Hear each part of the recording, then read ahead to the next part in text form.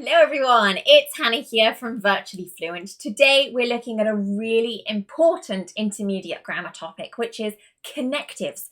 These help us create longer, more fluid sentences in English. So if you want to sound more advanced in your speaking or in your writing in English, this is definitely an important video to help you do that.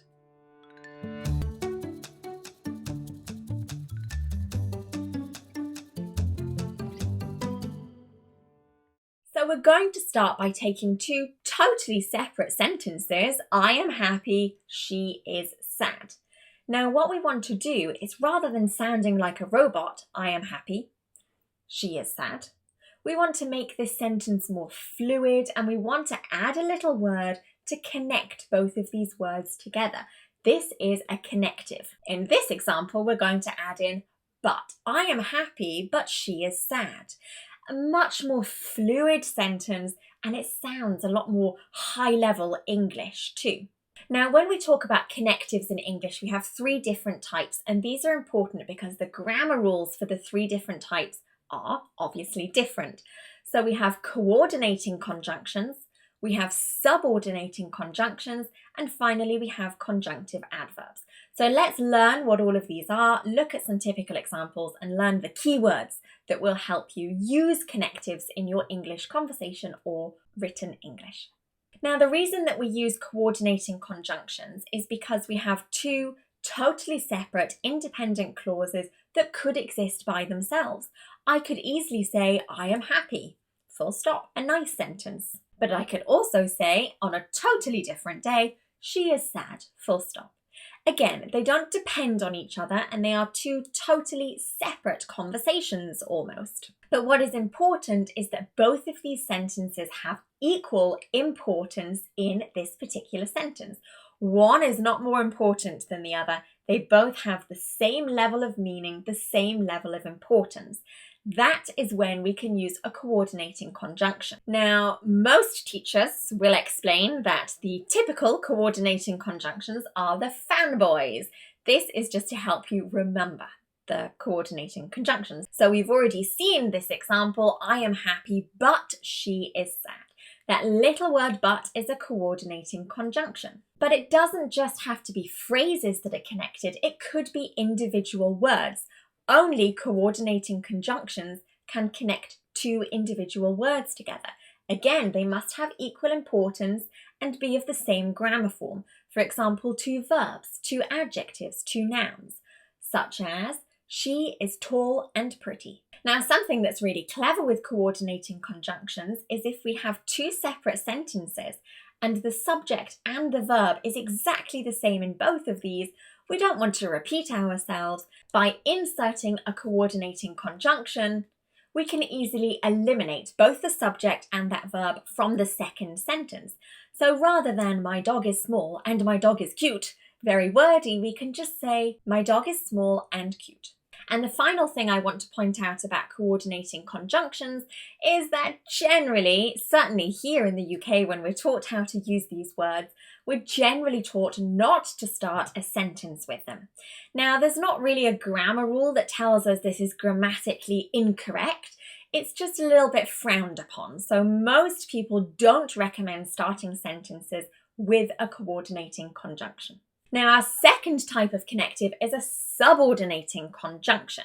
Now, in order to understand these, we need to first understand the difference between a dependent and an independent clause. So let's quickly review that. A clause itself is something that has a subject and then has something that's immediately connected to that subject. It tends to be a verb. For example, I am happy. We have our subject I, verb am, happy. This is a clause. Now, what's important about this clause is that it's independent. We don't need any extra information and the entire phrase makes sense by itself. I am happy. Okay, great. Now let's turn to a second clause. This one is a dependent clause, also sometimes called a subordinate clause, because I ate some chocolate. Now, if I say this sentence to you, because I ate some chocolate, the sentence isn't complete. I want to know, okay, what is the consequence? Okay, why did you eat the chocolate? We need some extra information. This particular clause can't exist by itself, it's dependent. So what we do is we insert a subordinating conjunction to connect these two parts together, a dependent clause and an independent clause. In this particular example, we have independent, I am happy, and we want to know why we have this dependent, because I ate some chocolate. Now, this subordinating conjunction shows us a reason. You can see some more examples here, as, in order that, since. But it's not always a reason. We could also talk about a time, after, as soon as long as. For example, I saw my sister while I was in town. We could also talk about place, where, wherever. Is that the church where we got married? We could also talk about a condition, assuming that, even if. For example, unless you do your homework, you won't go to the party. We could talk about a concession, although, even though, though. For example, although the film was long, we watched it all. We could talk about manner, as if, as though, how. For example, I explained how to use conjunctions.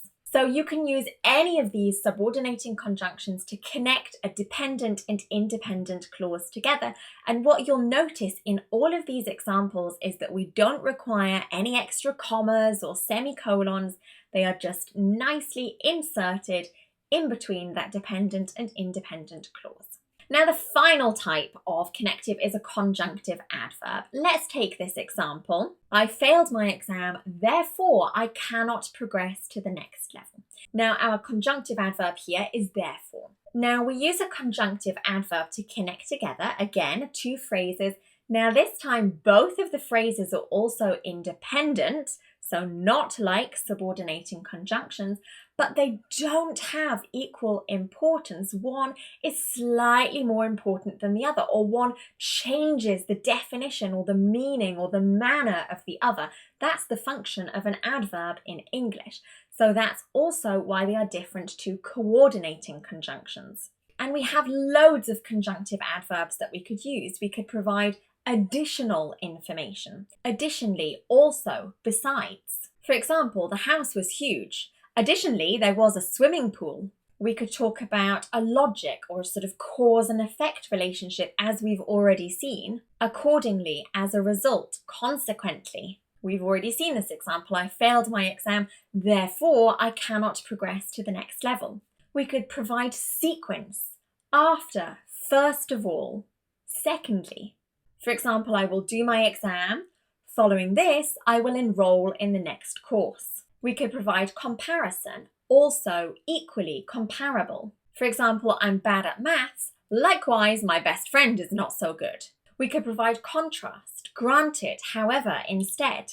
For example, I like oranges.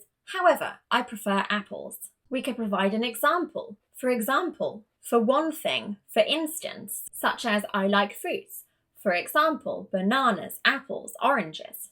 We could provide a summary, all in all, in brief, clearly.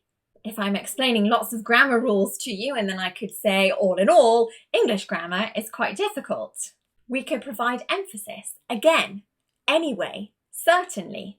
For example, I need some more food, certainly some more fruit. And what you'll notice about these words is that they are followed by a comma immediately after, and there is some form of punctuation immediately before, typically a full stop or a semicolon. This is really important to insert those conjunctive adverbs into English sentences. Now, most English learners tend to mix up those last two that we've learned, subordinating conjunctions and conjunctive adverbs. So there's only a really, really small difference between these.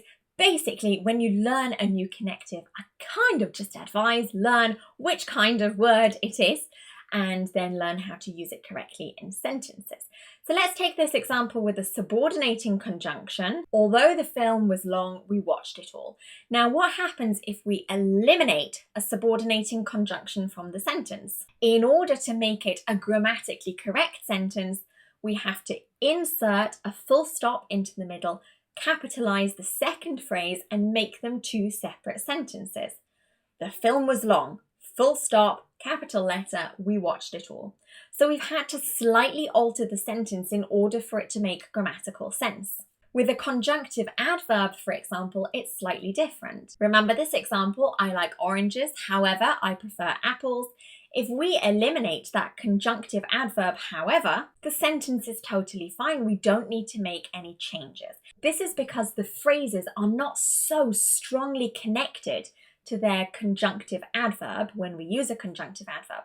But with a subordinating conjunction, the phrase is really strongly connected to its particular conjunction. So hopefully that's cleared up the topic of connectives, subordinating conjunctions, coordinating conjunctions, and conjunctive adverbs. Really difficult words in English, but hopefully that's cleared up the rules for you. If you want to download a long list of all these typical words, learn the correct pronunciation, the correct grammar, this is available in our Connectives course. I've left the link to that in the description below. Don't forget to subscribe to our YouTube channel and turn those bell notifications on so you can see lots more videos just like this one with English grammar, vocabulary, pronunciation, and also British culture videos to help you expand your knowledge of English and the countries that use English in everyday life. And it's not just on YouTube. You can also find us across all social media channels. I've left the links to all of those in the description below. I provide loads of free content, so definitely go and check that out. This is Hannah from Virtually Fluent, bringing English to life.